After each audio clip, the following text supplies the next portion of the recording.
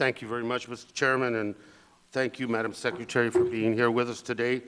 Upon your nomination by President Obama, I said some very complimentary and gracious things about you, and I continue to feel that way.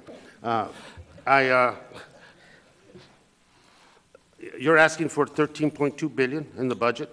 Your department is projected to bring in about $13.8 billion, which is a net gain for the Treasury. If Congress simply would enact your budget, that would be a positive on our side of the ledger as the Treasury. I share your concern about climate change and the mitigation and adaptation strategies that are going to be needed for our public lands and for our oceans. I am pleased that the administration is requesting full funding for the Land and Water Conservation Fund, not only popular, but a very effective program that is providing good quality of life in local communities by providing recreation and open space. This funding is critical and in reversing some of the land fragmentation that we have across this country. I also want to take a minute to talk about tribal consultation. Native nations are too often left out of the decision process that is mandated both by law and the Constitution, and whether it's siting a pipeline, a mining operation, etc., they're brought in at the last minute. Collectively, many of the nations in Indian country feels that these consultations are guaranteed by law, and hopefully, as you look to producing better policy around that area, we look forward to working with you on that as well. I look forward to talking about the Endangered Species Act today.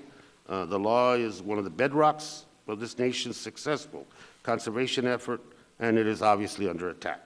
And so we want to ask about why we should not cut funding in that area and point to those cuts as evidence that the law is failing. That's the problem. You cut the funding, then the law is failing because the staff capacity and the professional capacity to expedite and to review is not present, and that causes delays and that imperils species, whether they're listed or about to be listed.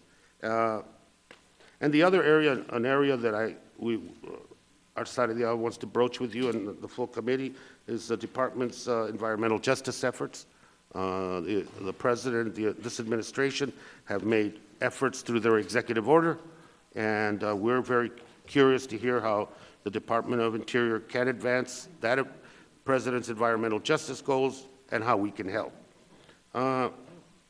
There's two very distinct visions of the future for the public lands, and this session of Congress will go a long ways to defining what those two visions are. The seize and sell mentality, and the mentality that feels that these resources are critical for activities in local communities, but also in the long-term interests of Americans.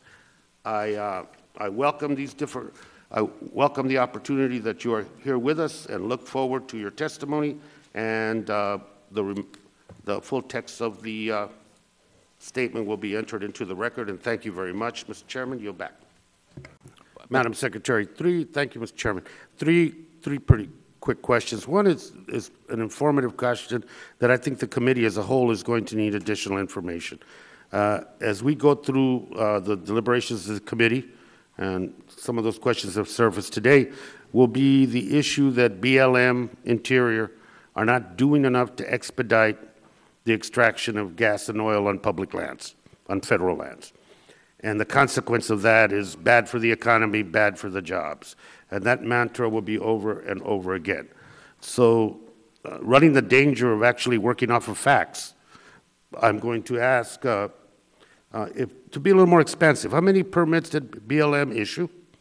How many are being used now for drilling and extraction activities? And, you know, at the end of the fiscal year, there was 5,000, almost 6,000 permits that companies had not begun drilling at. You know, there's an economic consequence to that. The land is being held. It becomes proprietary to some extent after that lease. And so as we go through this, I think we need to see what has been done, what that permitting process has produced. In one instance, 1,800 more permits have been issued than have ever been used. The rationale behind just sitting on these leases, maybe waiting for market changes or whatever. But I think that extraction, we need to do more, too many regulations, permits not issued fast enough. If we could have a substance of facts of where we're at right now, and then we can kind of proceed from there. And that's more of a task that I'm asking for than the information that's in the budget at this point. I will say, I think we have the numbers handy, happy to provide them to you. Bottom line is BLM's worked very hard to bring permitting times down. We also have 100,000 wells that we are responsible for overseeing, and we have not had adequate funds in the budget to do appropriate inspections. Do you think there should be a release, Madam Secretary, mechanism that somebody's sitting on a lease while you have the chorus that we're not doing enough, somebody's sitting on a lease, so there should be a mechanism where that lease is released? I think that's something that's very worthy of consideration. Thank you. Two issues, and that's for provide details. I know that you've done made some great gains with tribal consultation. At the recent meeting of the American Indian Congress here in D.C. that many of my colleagues went to, the issue kept coming up about consultation and the timing of that consultation, and the fact that acts that are particular to sacred sites, graves protection, cultural resources, historic resources, that in actions that the federal government and Congress are taking with regards to decisions about federal land that falls within the scope of that tribe's ancestral claim to it, sacred sites, burial sites, etc., that their consultation comes after the fact. And that once a deal is struck, that they have to come in and complain at that point, and then they become the person who's trying to hold up something, or the tribe that's trying to hold up something. If you could just update us on what those consultations are, the President's executive order, how you see that implementation within your department, and we can go from there, because I think that's information that it's not only my request, but members on our side of the aisle have asked about an update about that. Oh, thank you very much for the question. I will say this administration is very committed to upholding our trust and treaty obligations, and that includes tribal consultation. We have worked, for example, in the Desert Renewable Energy Conservation Plan in the state of California, consulting with tribes in that area in advance to understand their priorities and to the extent that they are willing to share sacred site information so we don't do something inadvertent.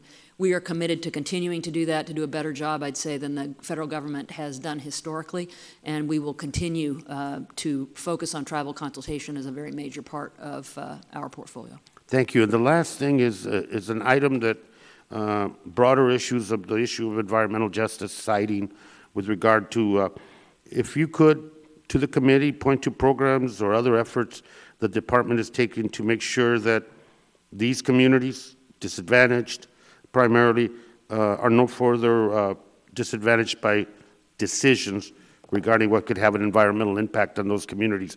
I mention that because there is also the executive order, I think under the Clinton administration, that departments would have to keep an update on how that was going. That would be important. We met with a group of leaders, and that was one request they had, so I pass that on to you, not for a specific answer today, but for something that could be shared by the committee as a whole. The questions I have to do with mining reclamation, and I'll submit that in writing, NEPA, land deals, the effect, referencing pollution copper that's already law and has gone into effect, but NEPA will still be conducted. There's questions about what the effect of that is going to be and whatever outcome, what that's going to mean. I do want to take the time to thank you, Madam Secretary, Deputy Secretary, for being here. And in particular, let me take the opportunity to thank the members that have been with us here through this whole, on my side of the aisle, and those that are not going to be, because of time, the opportunity to ask another question. Thank you so much, and very appreciative. We had a lot of members from this side of the aisle show up.